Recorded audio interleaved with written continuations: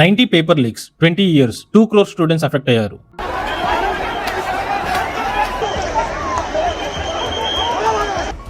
ఢిల్లీలో 37 days protest జరిగిన తర్వాత July 25, 2026 union education minister Dharmendra Pradhan resign చేశారు. కరప్షన్ చార్జ్ కాదు, పర్సనల్ స్కాండల్ అంతకన్నా కాదు, ఒక ఎగ్జామ్ పేపర్ లీక్ అయిందని. ద ట్రిబ్యూన్ రిపోర్ట్ ప్రకారం లాస్ట్ 2 decades లో ఇండియాలో 90 కన్నా ఎక్కువ పేపర్ లీక్స్ ఇంకా ఎగ్జామ్ ఇర్రెగ్యులారిటీస్ జరిగాయి. NEET, SSC, railways, state police recruitment, teacher eligibility test, almost ప్రతి కేటగిరీలో ఏదో ఒక స్టేజ్లో కాంట్రవర్సీ వచ్చింది. పేపర్ లీక్స్ జరిగిన ప్రతిసారి ఎగ్జామ్ అథారిటీ ఒక పాలసీ రిలీజ్ చేస్తుంది, ఇన్వెస్టిగేషన్ అనౌన్స్ చేస్తుంది, కొన్ని అరెస్ట్ జరుగుతాయి, కొన్ని ఎగ్జామ్స్ క్యాన్సిల్ అవుతాయి.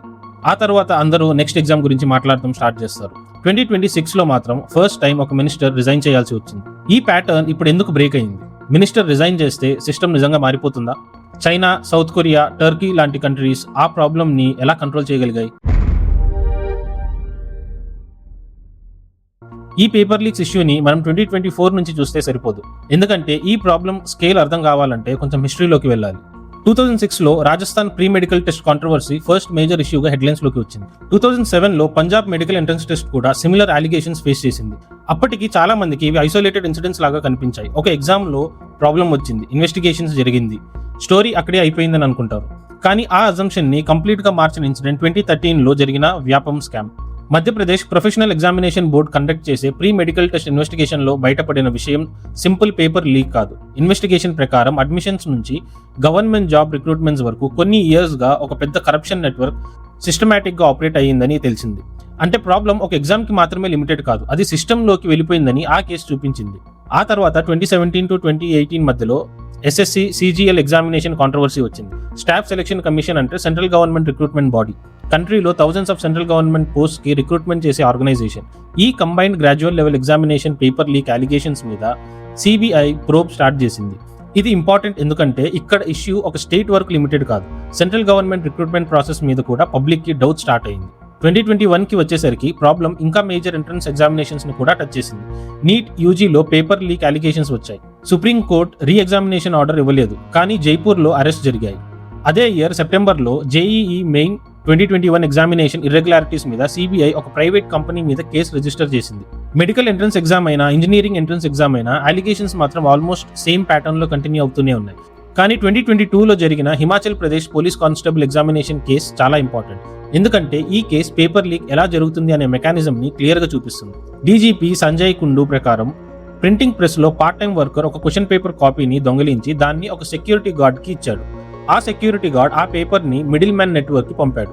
అక్కడ నుంచి బీహార్, ఉత్తరప్రదేశ్, హర్యానా, రాజస్థాన్, ఢిల్లీ, హిమాచల్ ప్రదేశ్ ఇలా 6 states గ్యాంగ్స్ ఇందులో ఇన్వాల్వ్ అయ్యారు.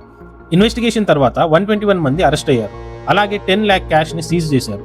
ఒక ప్రింటింగ్ ప్రెస్ లో స్టార్ట్ అయిన లీక్ కొన్ని రోజుల్లో మల్టీ స్టేట్ క్రిమినల్ నెట్వర్క్ గా ఎలా మారిపోయిందో ఈ కేసు క్లియర్ గా చూపించింది.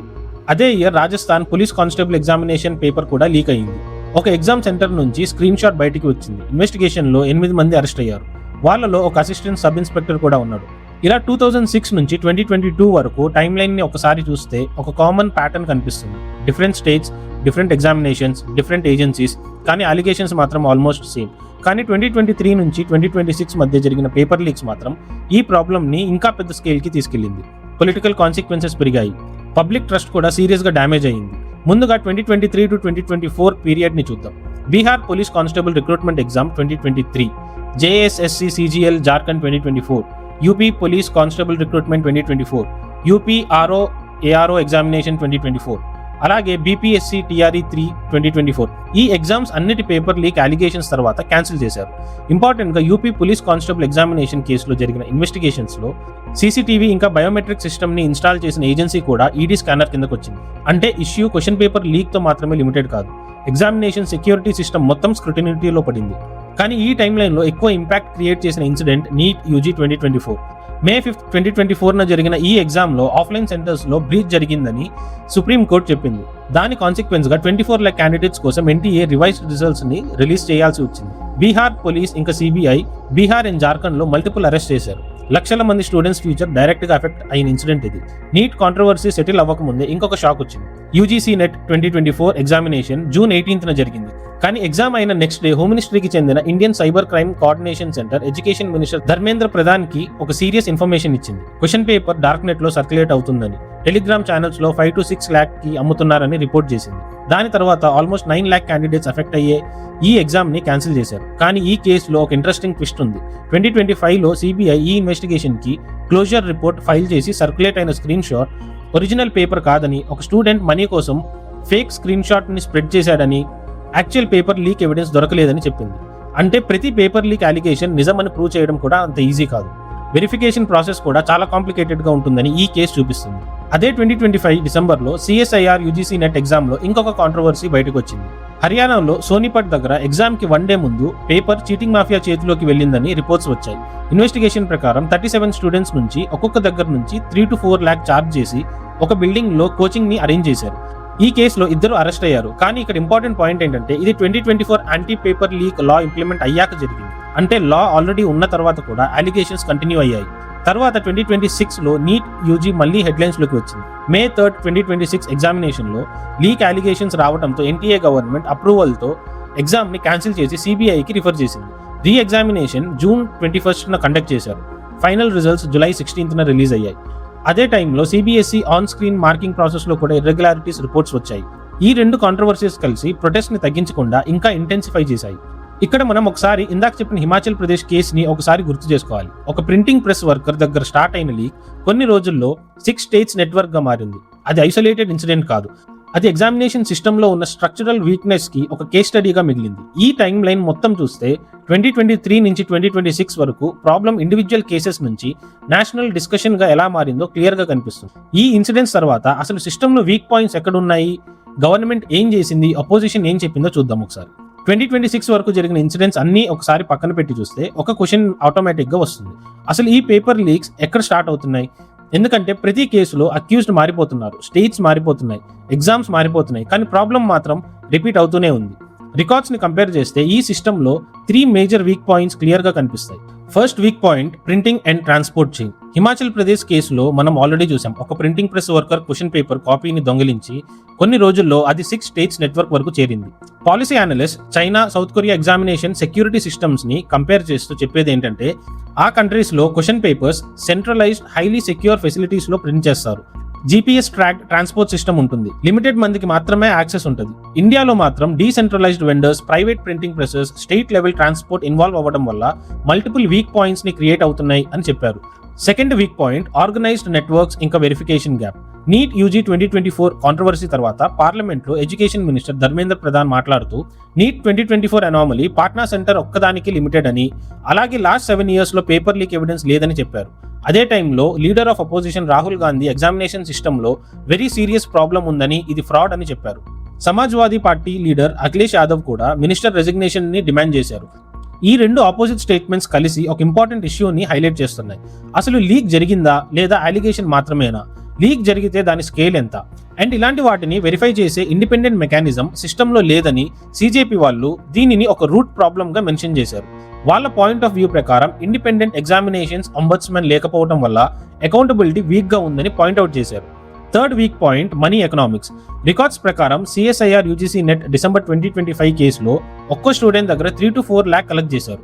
యూజీసీ నెట్ 2024 కేసులో dark net price 5 to 6 lakhs అని రిపోర్ట్స్ వచ్చాయి. హిమాచల్ ప్రదేశ్ ఇన్వెస్టిగేషన్ లో 10 lakh క్యాష్ ని సీజ్ చేశారు. ఈ నంబర్స్ అన్ని కలిపి చూస్తే ఇది ఇండివిజువల్ చీటింగ్ కాదని, multi state organised criminal economy అని క్లియర్ గా కనిపిస్తుంది.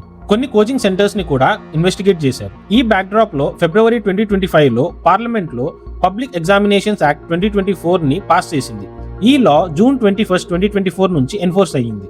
ఇండివిజువల్ మాల్ ప్రాక్టీస్ కి 3 to 5 years imprisonment, organised crime కి 5 to 10 years ఇంప్రిజన్మెంట్ తో పాటు మినిమం 1 crore ఫైన్, అలాగే వీటిని సూపర్వైజ్ చేయడం కోసం central recruitment examination monitoring committee establish చేయమని లాలో ప్రొవిజన్స్ కూడా ఉన్నాయి.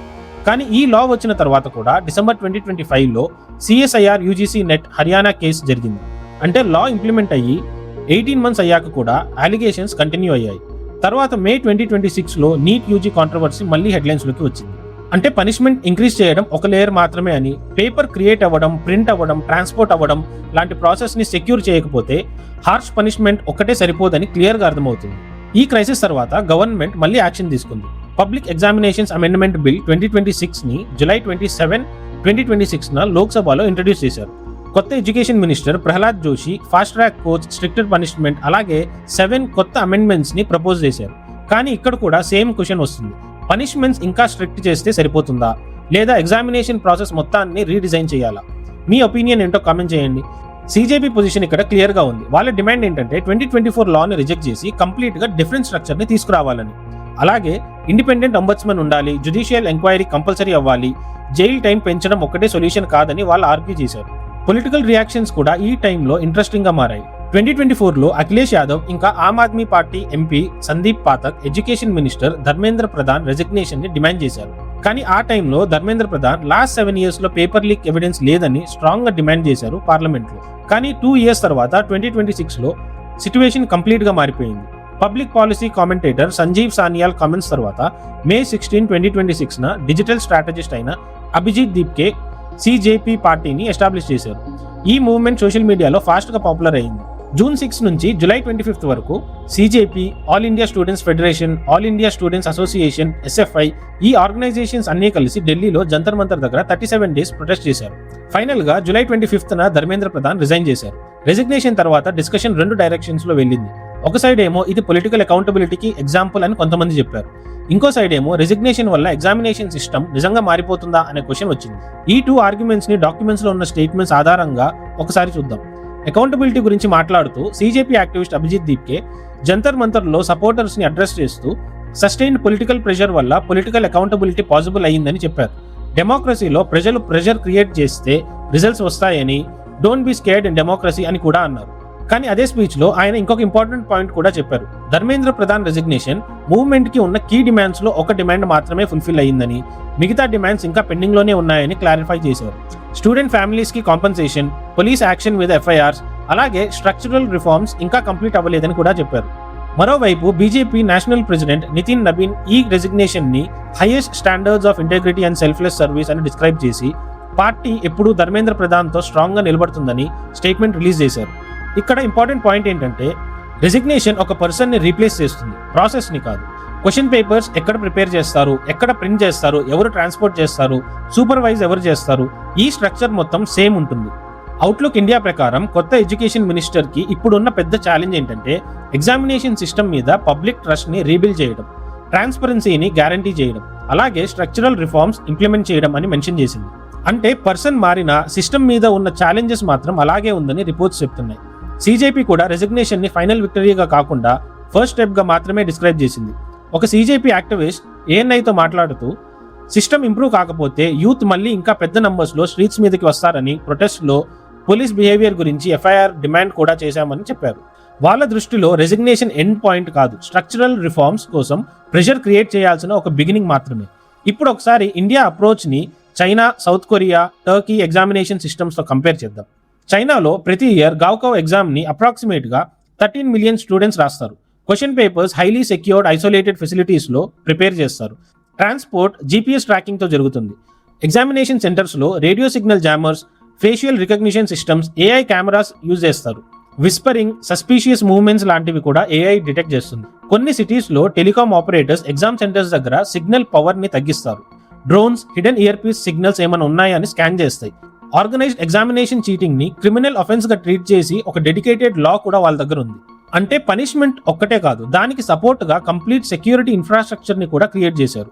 సౌత్ కొరియాలో సనియంగ్ లేదా సీసెట్ ఎగ్జామినేషన్ ని ఆ కంట్రీలో ఆల్మోస్ట్ నేషనల్ లెవెల్ ఈవెంట్ లాగా ట్రీట్ చేస్తారు. ఎగ్జామ్ రోజు స్టాక్ మార్కెట్ లేట్ గా ఓపెన్ అవుతుంది. ఆ ఎగ్జామ్ లో లిజనింగ్ టెస్ట్ ఒకటి ఉంటుంది. ఆ టెస్ట్ జరిగే టైంలో ఫ్లైట్స్ ని కూడా రీస్కెడ్యూల్ చేస్తారు. లేట్ అయ్యే స్టూడెంట్స్ ని పోలీస్ ఫ్రీగా ఎగ్జామ్ సెంటర్స్ కి తీసుకెళ్తారు. Radio jammers, metal detectors standard procedures లో ఉంటాయి. కానీ ఇంట్రెస్టింగ్ విషయం ఏంటంటే సౌత్ కొరియా కూడా 2013లో ఒక ఎగ్జామ్ స్కాండల్ ని ఫేస్ చేసింది. అప్కమింగ్ సాట్ క్వశ్చన్స్ ప్రైవేట్ ట్యూటరింగ్ సెంటర్స్ ద్వారా లీక్ అయిందని తెలిసిన తర్వాత షెడ్యూల్ అయిన ఎగ్జామ్స్ అన్నిటినీ కంప్లీట్ గా క్యాన్సిల్ చేశారు. అంటే వాళ్ళకి కూడా ప్రాబ్లం వచ్చింది. కానీ రెస్పాన్స్ పనిష్మెంట్ పెంచడం కాదు, సెక్యూరిటీ సిస్టమ్స్ మీద ఇంకా ఎక్కువ ఇన్వెస్ట్మెంట్ చేయడం. టర్కీలో వైకేఎస్ ఎగ్జామినేషన్ అప్రాక్సిమేట్ గా 2.4 million క్యాండిడేట్స్ రాస్తారు. ఎగ్జామ్ బిల్డింగ్స్ లో లీగల్ గా ఆథరైజ్డ్ సిగ్నల్ జామర్స్ ని యూజ్ చేస్తారు. పర్సనల్ ఎలక్ట్రానిక్ డివైసెస్ అన్ని హాల్ బయట వదిలేసి లోపలికి వెళ్ళాలి. Strict identity verification compulsory. ఈ 3 కంట్రీస్ ని కంపేర్ చేస్తే ఒక కామన్ ప్యాటర్న్ క్లియర్ గా కనిపిస్తుంది. వాళ్ళు ఒక లా పాస్ చేసి అక్కడతో ఆగిపోలేదు. Secured printing, tracked logistics, biometric verification, signal jammers, AI monitoring, ఇలా మల్టిపుల్ సెక్యూరిటీ లేయర్స్ ని ఇయర్స్ పాటు బిల్డ్ చేశారు. లాని ఇన్ఫ్రాస్ట్రక్చర్ కి సపోర్ట్ గా యూజ్ చేశారు, రీప్లేస్మెంట్ గా కాదు. ఇండియాలో 2024 యాక్ట్ మాత్రం మోస్ట్లీ పనిష్మెంట్ ఫోకస్ గా ఉందని, ఎగ్జిక్యూషన్ ఇన్ఫ్రాస్ట్రక్చర్ మీద మ్యాండేట్స్ కంపారిటివ్లీ తక్కువగా ఉన్నాయని, హిమాచల్ ప్రదేశ్ లాంటి ప్రింటింగ్ ప్రెస్ వల్నరబిలిటీని డైరెక్ట్ గా అడ్రస్ చేయలేదని చెప్తుంది. ఈ బ్యాక్డ్రాప్ లో సిజేపీ వాళ్ళ డిమాండ్స్ లిస్ట్ లో ఉన్న 5 మేజర్ డిమాండ్స్ ని గవర్నమెంట్ ముందు పెట్టింది. ప్రొటెస్ట్ తర్వాత గవర్నమెంట్ వాటిని కన్సిడర్ చేస్తామని యాక్సెప్ట్ చేసిందని డాక్యుమెంట్ లో ఉంది. ఆ డిమాండ్స్ ఏంటంటే ఇండిపెండెంట్ ఎగ్జామినేషన్స్ అంబడ్స్మన్ ని ఎస్టాబ్లిష్ చేయాలి. ప్రతి పేపర్ లీక్ కి retired supreme court judge leadership లో 30 days లో పార్లమెంట్ కి రిపోర్ట్ అండ్ తర్వాత 30 days లో డిసిప్లినరీ యాక్షన్ తీసుకోవాలి. ఆర్గనైజ్డ్ క్రిమినల్ నెట్వర్క్స్ కి పనిష్మెంట్ 3 years నుంచి 10 years కి పెంచి పర్మనెంట్ డిబార్మెంట్ ని ఇంప్లిమెంట్ చేయాలి. ప్రతి ఎగ్జామ్ ని క్యాన్సిల్ చేసిన 15 days లో ఫ్రీ రీ ఎగ్జామినేషన్ కండక్ట్ చేయాలి. అలాగే ఆటోమేటిక్ ఫ్రీ రీఫండ్ ఇంకా ఫిక్స్డ్ కాంపన్సేషన్ ఇవ్వాలి. అలాగే స్టేట్స్ కి నీట్ నుంచి స్టేట్ కోటా సీట్స్ కోసం ఆప్ట్అవుట్ చేసుకునే ఆపర్చునిటీ ఇవ్వాలి. సిలబస్ డెసిషన్ లో స్టేట్ రిప్రజెంటేషన్ పెంచాలి. గవర్నమెంట్ సైడ్ నుంచి కొత్త మినిస్టర్ కి అసైన్ చేసిన మేజర్ రెస్పాన్సిబిలిటీస్ ఏంటంటే 2027 నుంచి నీట్ ఇంకా వేరే మేజర్ ఎగ్జామ్స్ ని కంప్యూటర్ బేస్డ్ టెస్టింగ్ మోడ్ లో కండక్ట్ చేయడం. ఈ approach question paper printing, storage, transport vulnerabilities ని డైరెక్ట్ గా రెడ్యూస్ చేయడానికి ఒక అటెంప్ట్ గా చూడొచ్చు. ఇక్కడ ఇంట్రెస్టింగ్ పాయింట్ ఏంటంటే సిజేపీ డిమాండ్స్ అయినా గవర్నమెంట్ సిబిటి ప్లాన్ అయినా 2 డిఫరెంట్ డైరెక్షన్స్ నుంచి వచ్చిన ఫైనల్ డెస్టినేషన్ మాత్రం ఒకటే. ఎగ్జామినేషన్ ప్రాసెస్ ని సెక్యూర్ చేయడం, పనిష్మెంట్స్ పెంచడం ఒకటే కాదు, ప్రాసెస్ మొత్తాన్ని స్ట్రెంగ్థెన్ చేయడం. సిజేపీ ప్రొటెస్ట్ లో ఇంకొక major demand NEET UG paper leak తర్వాత సూసైడ్ చేసుకున్న స్టూడెంట్ ఫ్యామిలీస్ కి compensation. Government maximum possible compensation ఇస్తామని ప్రామిస్ చేసింది. సిఎస్ఐఆర్ నెట్ కేసులో ఒక్కో స్టూడెంట్ దగ్గర 3 to 4 lakh కలెక్ట్ చేశారు. యూజీసీ నెట్ కేసులో dark net price 5 to 6 lakhs అని రిపోర్ట్స్ వచ్చాయి. హిమాచల్ ప్రదేశ్ కేసులో 10 lakh క్యాష్ ని సీజ్ చేశారు. ఈ ఫిగర్స్ అన్ని కలిపి చూస్తే ఇది స్మాల్ స్కేల్ చీటింగ్ అయితే కాదు, multi crore rupee shadow economy అని తెలుస్తుంది. నేషనల్ లెవెల్లో ప్రతిసారి ఎగ్జామ్ క్యాన్సిల్ చేసినప్పుడల్లా 9 to 24 lakh క్యాండిడేట్స్ వరకు ఎఫెక్ట్ అవుతున్నారు. 2006 నుంచి 2026 వరకు 90 కన్నా ఎక్కువ డాక్యుమెంటెడ్ కేసెస్ రికార్డ్స్ లో ఉన్నాయి. అంటే ఇది ఒక జనరేషన్ ని కాదు, 2 generation స్టూడెంట్స్ ని ఇంపాక్ట్ చేసిన ఒక లాంగ్ టర్మ్ ఇష్యూ. కాబట్టి ఈ వీడియో సమ్మరీ ఒక లైన్ లో చెప్పాలంటే బిల్ పాస్ అయ్యింది, మినిస్టర్ రిజైన్ అయ్యాడు, 2 జరిగాయి. కానీ క్వశ్చన్ పేపర్స్ ప్రింట్ అయ్యే ప్రాసెస్, ట్రాన్స్పోర్ట్ అయ్యే ప్రాసెస్, సూపర్వైజ్ చేసే స్ట్రక్చర్ ఇవన్నీ సేమ్ ఉంటే నెక్స్ట్ ఎగ్జామ్ సీజన్ లో మళ్ళీ ఇదే స్టోరీ రిపీట్ అయ్యే అవకాశం ఉంది. సిజేపీ వాళ్ళ మాటల్లో చెప్పాలంటే this is just the beginning. Comments లో మీ ఒపీనియన్ చెప్పండి, మీ థాట్స్ షేర్ చేయండి. అలాగే వీడియో నచ్చితే ఛానల్ని సబ్స్క్రైబ్ చేయండి.